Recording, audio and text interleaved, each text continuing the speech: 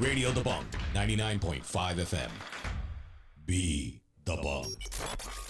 Welcome back to Radio The Bunk 99.5 FM, Houston's real Bollywood station, 11:03 on this Wednesday afternoon. Did I say Wednesday? I meant Thursday. Sorry about that. I think I'm ready for the weekend, right? But yeah, it is Thursday right now, and on this show today of Throwback Thursday, I have a very special guest in the studio today. It feels like I've known him for decades, but it's only been 2 years. Exactly 2 years ago, I met this wonderful gentleman, and he's a great person, very warm, down to earth, very passionate about the things that he's involved in, whether it's the organization that we're going to talk about. And we also met through the entertainment business, as in he's now one of the top MCs here in Houston. And he's always willing to learn, always willing to grow. And I love the passion that he has to do things for the community. I'm talking about Mr. Dipen Bhakta. What's up, man? How you doing, man? What's up, Sandeep? Good to be on this, time and spend some time with you. And pleasure to talk about our relationship, how we got connected. Definitely. In the entertainment space. Shout out to Desi Junction DJs that kind of connected us to this space. And then also the work that we'll talk about in a bit. Yeah, that's right. Absolutely. And so the organization that I was talking about, it's called U.S. Dream Academy. And right now, the gentleman that's here sitting with me is the co-area director for the state of Texas. Yes. Correct? Yes. And so this is amazing. I mean, the things that I've seen the passion that you've had for this. I see the amazing things that you do for the community, for kids.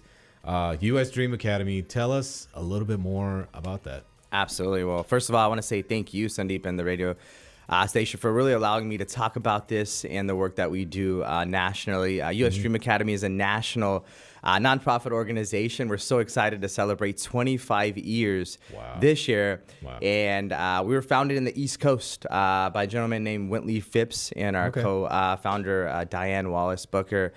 And I got connected to the work in 2008. Oh, wow. Many years ago. 15 years ago. Almost 15 years ago. And today in my role, I'm the Core Director for Texas, along with my colleague and mentor, Walter Hull, where we kind of really look at everything that happens in the state of Texas. But when I started, I started as a mentor. For 5 years, 2008 to 2013, going to volunteer and mentor for 1 hour a week at a learning center here in Houston. And that's where I really kind of learned the work and the work we do today and whatnot as well. Awesome, man. Awesome. So U.S. Dream Academy, like you said, it started in the Northeast, and but now, so you represent Texas, right? Absolutely. And so if it started from the Northeast, then how did it come about that it just went from starting from the Northeast now here down south? Absolutely. So our work, by background, our work is we're an innovative after-school and mentoring program that specifically is set up and navigates spaces that have been harmed by mass incarceration. And so to kind of answer your question, in 1998, our founder, through his work and his passion, started to identify a lot of young people that were impacted, adults impacted by mass incarceration. There was a cycle.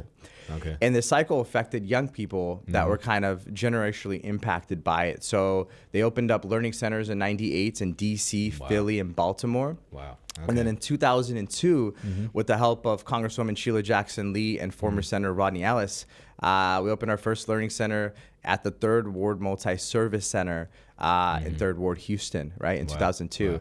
And in 2002, Sandeep, I was in 7th grade, man, and I lived 3 streets down from where the Learning Center opened. Oh, really? Okay. And I knew nothing about it, right? Yeah, okay. And many years later, back in 2008, I ended up coming across this organization, and I was like, I got to volunteer and mentor, right? And I thought about spaces in the neighborhood and the community in Houston. And when I looked it up and I looked at kind of a radius, because I was still staying in 2008 in 3rd Ward, which is where University of Houston Central Campus is. Right. And down the street from there, there was a learning center set up. And so that's when I got started and started doing the work. But that's how we came to Houston. And throughout the years, our work has expanded. My work, I got started as a mentor and then came on board to work with the organization O13 at the grassroots level, working as a program assistant. And that work is really what we kind of tailor towards being a youth practitioner, but in the space of youth development work. And I did that for a few years and moved into a role where I had the opportunity to really direct a learning center in South Union. Wow. Which is 77021, which is a neighborhood right across the medical center if you cross 288. Yeah. And that area we also knew was impacted by mass incarceration. And however, getting there, we were set up at a school at Foster Elementary School where I did a lot of my work from 2013 to 2019 as a center director. Wow. And then we kind of went through an expansion phase. And today we have a learning center in South Union. We have two actually there, where we have two directors running kind of a full operation. And then we have a learning center in 3rd Ward, which we opened up 2 years ago. So we're glad to share that. Amazing. And then we have a lot of touch point work that we're doing in Sunnyside and also 5th Ward. Okay. Yeah. Man, so it's like really expanded now. Yeah.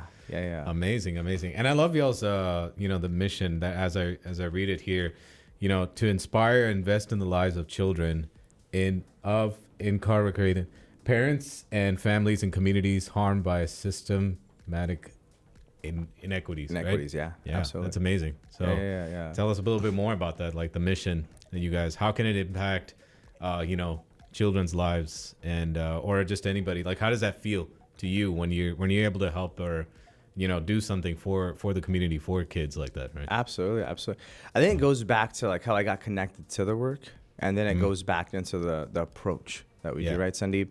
Yeah. And how I got connected to this work is back in '99, we moved from a small town in Kansas, and we moved down to Houston.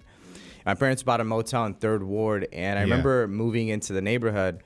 3rd Ward had the highest rate of incarceration in the state of Texas in the late 90s and the early 2000s. And I remember moving in, and I couldn't play outside. I couldn't go outside to play. And I would ask a lot of these questions, but I never had a space where I was, collecting answers. And when I got connected to Dream Academy, my first time going there, what kind of kept me there is what my mentor says, he says youth work is self-work. And what that means is that our work is really tailored towards healing. Okay. And we identify adults that don't prioritize healing end up kind of transferring their personal ideologies or things where maybe it's not healed from things that have happened in their youth, kind of transfer over maybe to their children, maybe to the youth if they're in the education space, or even transfer over to the relationships while they're an adult, Sandeep. Wow. And so our approach really is around healing-centered engagement and what we call HCE, right? And so through that approach, Sandeep, to answer your question, our work and how I got to it as well, and the idea of mentoring is really looking at the young person that we work with in the space we're in, really eye to eye. Right. And we teach our mentors that are in the space, our adults that do the work, to really take that approach. Because what happens is we start imposing our ideologies or what we think, how we should treat young people or how we should talk to them, right? It at the kind of tangible level, we call it adultism. And culturally speaking, sometimes that's the culture we grow up in, right? Adultism kind of lives even in our South Asian community and culture. Absolutely. A lot of the elders have the way. We kind of abide by traditions and cultural norms because that's kind of what is. But so create change takes so much work. Right. And then you start realizing as you get older, gosh, a lot of the people that were making decisions in our community, in the community spaces we occupied, weren't healed. They really never got support. And sometimes we call it long-term today, we call it mental health support, right? Yeah, right. And really looking at self. And so I can talk a little bit about the work, how it looks day in, day out, how our learning centers are set up. But I think when we look at it in the context of how I got to the work and started mentoring, mass incarceration plays a big role. And I think in our community, Sandeep, when I got to the work, even today, I was at a conference about 2 weeks ago that was really talking about the work where we look at the prevention and the intervention of juvenile justice reform work. Okay. I was in the room and I told somebody, gosh, it was great to be in the room because I learned so much, connected to so many people, but the South Asian representation just wasn't there. Right. Okay. And I had to ask myself, I said, gosh, these were agencies and organizations that look at those that have been system impacted, right? Whether it was a family member, whether it was self, right? Impacted by incarceration. in our community, even for me, on my hand, I can count maybe 1 or 2 people on my hand that have been impacted in my own life, right? Really? Okay. By incarceration. Right. Yeah. And so, yes, we can say, you know what, not a lot of people might know, right, in our community, but I think we navigate the space, and sometimes we got to be mindful of areas where we're ignorant, right, to know, and then also being of a minority background, right, to say that we're not impacted by what other minorities are impacted by systemically. I think you got to be aware. Right. Yeah. So anyways, I can go on and on, but I think those are things that we look at with those that come to do the work for us. Yeah. And then we support them in what we call coach up sessions to ensure that they have the autonomy and the knowledge and understanding of self first to navigate these spaces and doing the youth work through our learning centers that are established and set up. Okay. Yeah. Wow. It's amazing. And for these programs, is there a certain age group that you focus on, or is it just, Absolutely. like you don't really look at the age, you're just like, okay, you come in, you're welcomed here, right? Gotcha. So that's a great question, Sandeep. We actually take an approach which is bottom up, meaning we start at the elementary level. Okay. Right. Yeah. And so our work happens to be pretty much when we establish really at the prevention side. And so on the elementary side, that's how I started. We our students that are in our learning centers are from 2nd to 5th grade. And that program approach is day in, day out, Monday through Friday in the after school setting where our learning center is set up. A young person has access to our space Monday through Friday. And so what we do is we take a long-term approach. Yeah. That's why back in 2002, when we opened at a multi-service center, we started to notice students were coming in and they were going out. So there wasn't a connection. Okay. And so we said, hold on, like relationships matter when we're trying to create impact. Right. And so our approach Monday through Friday in our learning centers that are set up is elementary. And then we have touch points in middle and high school. And those touch points in middle school is what we call exposure lab, where we focus on areas where we're able to expose our young people to different avenues, different spaces. And we do it through their spark. Right. Doing it through their spark takes almost like a level of understanding like the relational aspect, right? And it isn't just what I think the young person likes, because when we did that, they got excited. It was almost through a conversation where Sandeep, they shared, and we were able to observe that they liked this. Right? When we talk about a lot of people, they ask this question to young people all the time, and they say, hey, what do you want to be when you grow up? And we say a better question is, what problem do you want to solve when you grow up? And when you ask a young person that, and when we look at a lot of individuals that are like, I really love what I do today, there's almost a embedded space where they're solving. They're almost problem solving in their work. Right. And we see it at a macro level where they're solving a bigger problem, whether it's an industry, whether it's the entertainment space and they're trying to make it better, or in the youth development space. I love quality. I love quality out of school time programs. Through my work, Sandeep, I've been able to really now have access to city, county, and state level agencies that really emphasize the importance of increased funding to other agencies across Houston, the county, other cities in Texas. Because Texas right now on a data level funds at the state level the least amount of dollars to out-of-school time programs. And we serve almost at the national level the most amount of students, right? California is number one in terms of the education space. So a lot of advocacy efforts. I've been kind of blessed to kind of be a part of that really look at ways to increase funding. So, All right. It's amazing. So California, you said, is number one in terms of how many students they serve at state level. And then Texas is number 2. We serve the most students. So what do you think we need to do to make it number 1? I think when we talk about the numbers, I'm specifically identifying the amount of funding that the state gives for out-of-school time programs, right? So when you look at it, we call them academic enrichment opportunities. Out-of-school time is also a space where teachers are sometimes, and by background, I don't have a teacher certificate. I can share about that later, but teachers are, doing their work for the purpose of academic enrichment, right? They're making sure the student reads at grade level, right? Whether it's in an underserved community or a community that has a lot of assets, right? The after-school setting, I mean, if you think about it, Sandeep, like, were you a part of any after-school programs? Out-of-school time? No. I wish I could have done that more as I look back at it now, but I guess the only one that I was really involved in was there was two. One was for our South Asian community. Gotcha. For India, Pakistan. Yeah. I was president 2 years. Nice. Of that. Nice. The second one was if people are familiar with Step Team. Was Okay. actually, we used to call it I think it was Kappa Gamma Phi. Okay. I think I was providing music for them. Nice. I was there. I was basically like their DJ back then. Nice. So those are only two things I was really involved in. I should have been involved in a lot more, but Yeah. but And I gotta say this while we're on air. I know we've talked and we've had chances through our work on the side that I get to do with you. I remember years ago, and when you talk about music and creating music, I remember years ago I was like in high school, and back then we had CDs. Yeah. And I was telling a story to somebody recently. I said, CDs, I remember Sandeep because I didn't know him, but I listened to his music, and you had dropped some like music out, and then my sisters I had three older sisters. One of them had grabbed a hold of one of your CDs and they started burning it, right? Okay. And I remember I was driving, and this is like maybe when I was like 17, 18, and I was like, yo, and Dolly Deep, I was like, oh, and I had your CD. And I remember that's my first introduction to you.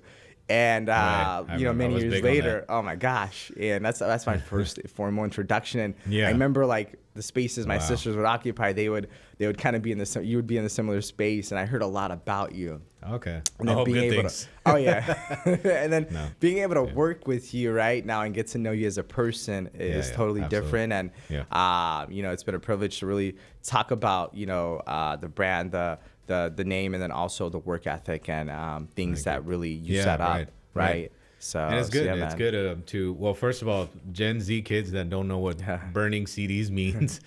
That means like they used to copy, not actually burning it, but copying CD. Yeah. And but if you guys still have those, I need those because I don't know what I've done with those, but I'll probably need to get some off of you. But yeah, when you talk about work ethic, that's the thing I think why myself and you work really well together, because like I've always said too, I like to work with people that are either have the same or more passion or work ethic than yourself, right? So I think why us two work together really well is because I see your passion, I see your drive, and it's and that's what I love to see that, Yeah, no, and absolutely. I hope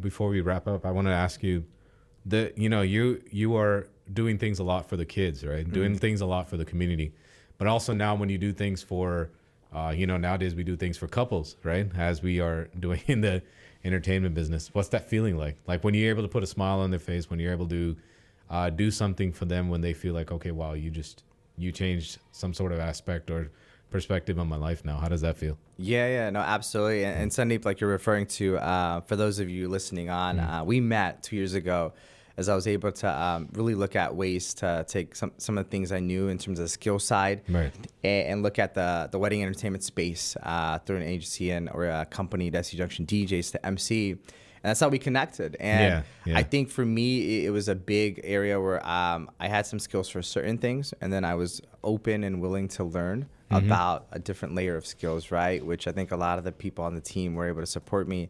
I think working with couples, I think there's a level of skills that come with it in terms of the relationship aspect, which is like a transferable skill from work and then here. And then also the interpersonal skill, right? This is a really fast moving space the day of. And I think being able to balance that, Sandeep, right? And then have an outcome is so key, but it's different, right? You can't take a cookie cutter approach to every single event. Right, and I say that with even my work too, right? Like having worked with young people day in, day out, for about 7 years. Today, I'm in a role where I'm doing a lot of coaching and supporting growth and sustainability with my colleague. That space really taught me to troubleshoot on the spot, right? And one thing I didn't share is I'm in a space, the work that we do also comes with a lot of trauma, right? And understanding yourself and understanding your own trauma and triggers, right? Being in a space, being able to communicate that at an elementary level to a middle and high school, and then with adults, right? And so today, when you see that, and then you go into a space that we occupy mutually, I think understanding that and having that self-awareness is so key. But I think that transpires to then a couple that says, you know what, you really killed it at my event. I think it requires so many different aspects, and I've got to learn that and then connect the dots on the back end. Right. And I think that's a great feeling, because I think the relationships and getting to know so many different people and personalities has been a pleasure. Absolutely. Yeah, Absolutely. But it's been a great conversation once again. Dipen Bhakta from US Dream Academy, and he's the core area director for the state of Texas, right?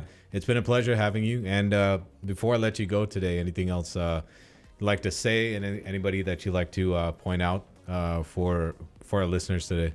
Absolutely. Well, a big shout out to our organization. Thank you, Radio Dipen and Sandeep, for really allowing me to take the space, share about the work. This is our end of year appeal for our national organization. We are doing local efforts to ensure that we sustain the work that we're doing, but also grow it as well.